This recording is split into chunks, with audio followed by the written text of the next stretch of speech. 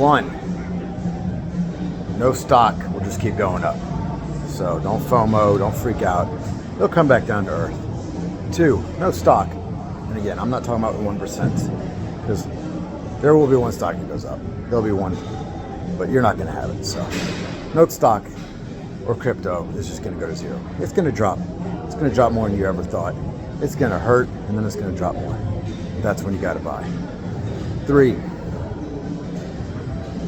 Bitcoin in 2020 dropped to $4,000. It's now $120,000. So when I tell people I own that, like, oh, you're so lucky. Man, that was not an easy road. There was days I felt like a chump.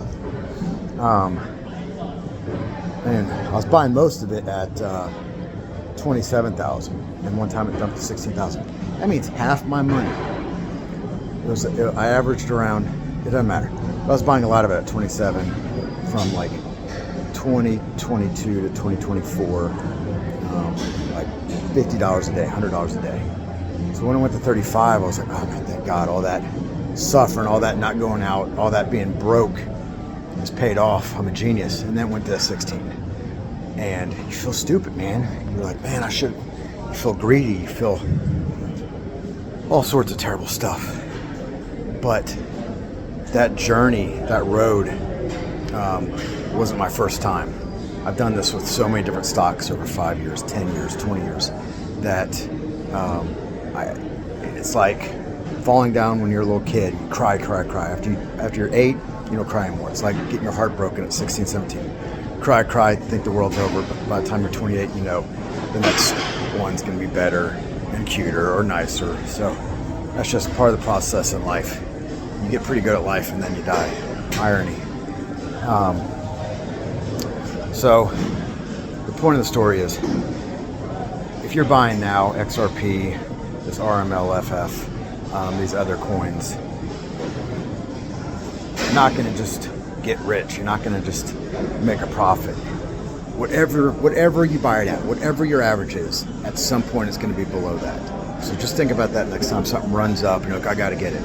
Man, you could have bought it 2 years ago, and at some point, someday, it's going to drop below that. Maybe not for long. That's why I don't try to time the market. I don't try to sell it up here and buy it back down there, because I dollar cost average. And I would, even if I sold at the top and it went down and I was a genius, I would never be able to buy enough of it down here before it shot back up. Time and time again with Bitcoin.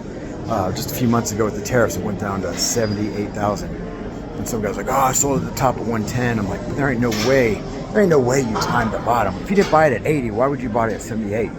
So then it starts going up. He's like, oh, I'll wait for it to go back down. And now it's at 120, so he's already missed that train. So now he's buying it back at 120 when he sold it at 110. That's not smart. And on top of that, he's got to pay the taxes on that 110,000.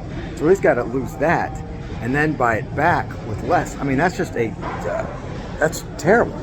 So again, leave it in. Dollar cost average. The longer you leave it in, over a year, you get taxed less anyway. So don't try to time this stuff. That just, oh my God, man, you're making something hard, almost impossible. Again, the one thing us presidents have over the rich people is time.